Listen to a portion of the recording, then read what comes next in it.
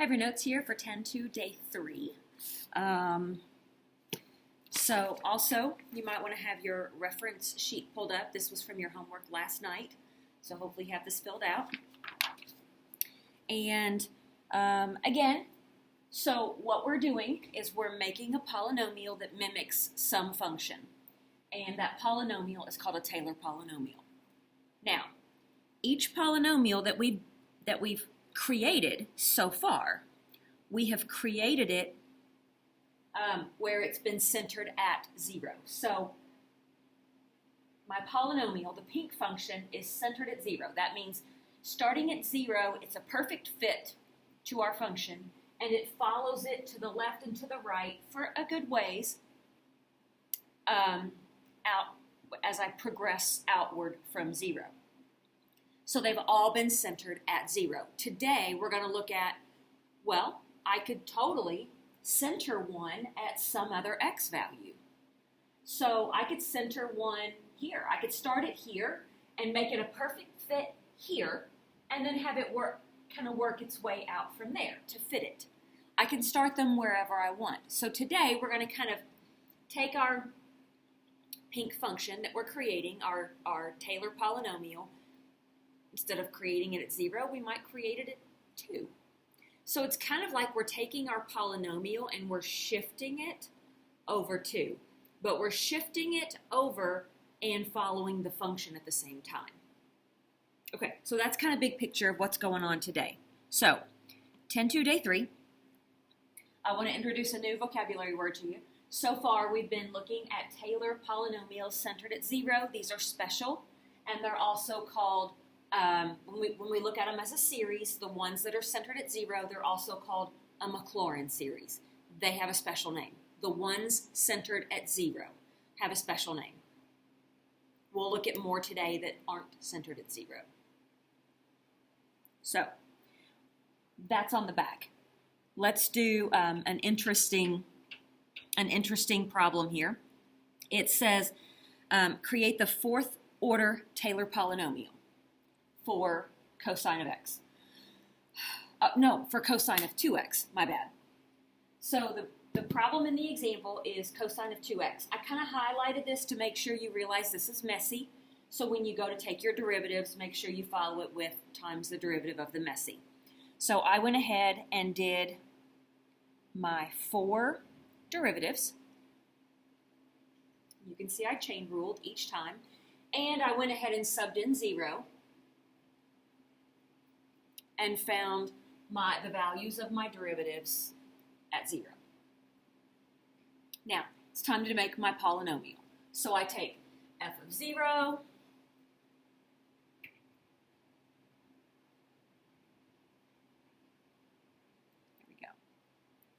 So I take, where am I? There we go.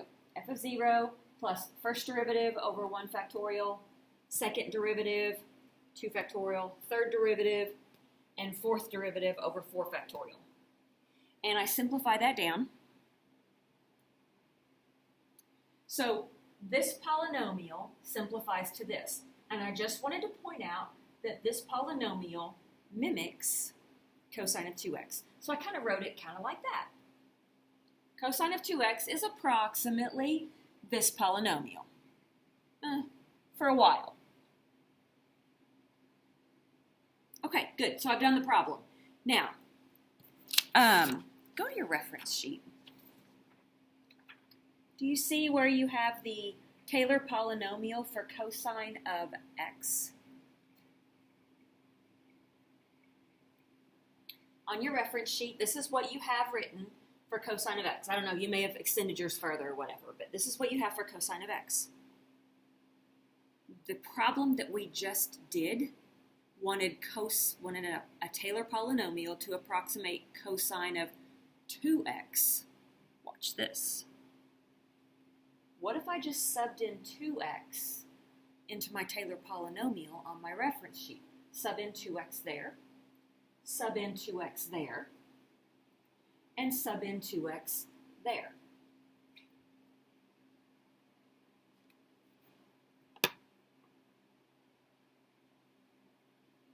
That's what you get. So yeah, we did it the long way where we found all of our derivatives. Turns out we can manipulate these a bit. We can sub in different things if we want to look at similar functions. This matches this. Okay, moving on. Let's take our function and not center it at 0. Let's take our polynomial, let's take our polynomial, let's not center it at 0 and see what happens.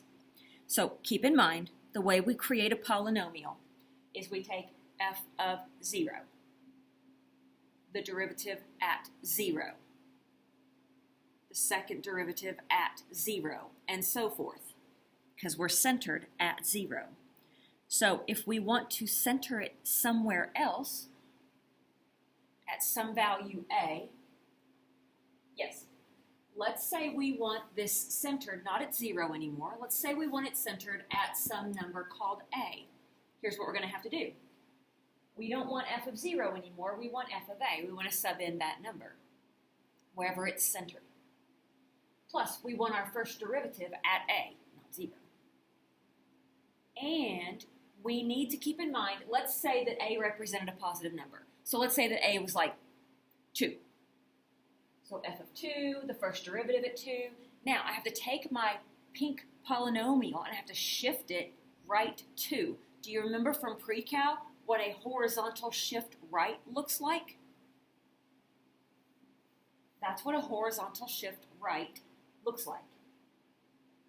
And then my second derivative at a, except you don't just have x squared, you have to take into consideration your horizontal shift, and so on and so on. So we're subbing in the number where it's centered, and we also have to note that it's been shifted over some amount. And remember, horizontal shifts are always represented backwards from what you would think. Okay, so Taylor series. Well, it just asks for the series. It doesn't even ask for the polynomial. So let's build the polynomial, see the pattern, and then create our series. And let's do this at 2, not at 0. We're going to do this at 2. Shifting right 2. So I did Taylor series. I did several derivatives. And my derivative is e to the x every time. This time I'm subbing in 2, and I get e squared. Now, here I go. It didn't ask for the polynomial, but we're going to make a polynomial so that we can see the pattern and therefore create the series. So, polynomial, I'm using 4 derivatives. It's not p of x anymore. It's shifted over 2, so it's p of x minus 2. All right, now my first term is f of 2.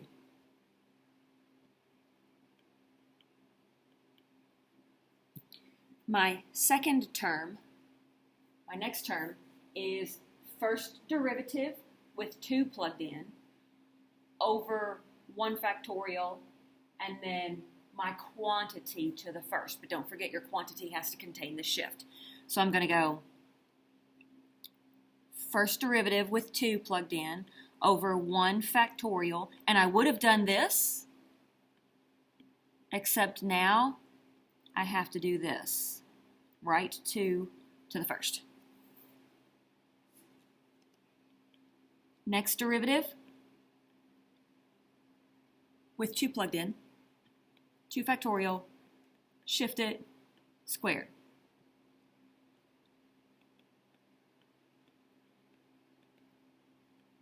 Shift it, cubed, and so on. And so on. Okay, so I kind of get the pattern, and for some of you, it's going to help to make when we do our little summation notation, it's going to help to see your values of n. So n equals 0, n equals 1, n equals 2, n equals 3.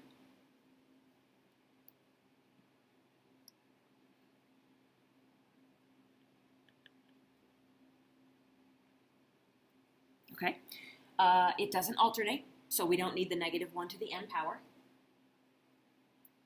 We are not multiplying by e squared every time. We start with an e squared and build it from there. I think we're multiplying by x minus 2 each time. We're multiplying by a quantity of x minus 2, and we've got a factorial in our denominator. So I think we have e squared. We're multiplying by a quantity of x minus 2 each time.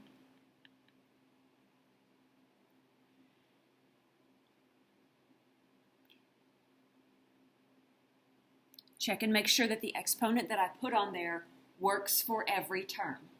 So when n is 0, do you like what it gets me?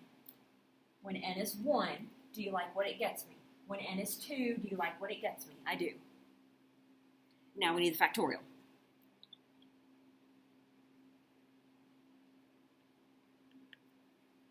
Yes? I don't know. Let's find out. When n is 0, 0 factorial? Yes. When n is 1, 1 factorial? Yes. N is 2? Yes. N is, yes. That's it. Okay. So that would be a Taylor polynomial centered at x equals 2, and it kind of mimics the function f of x equals e to the x.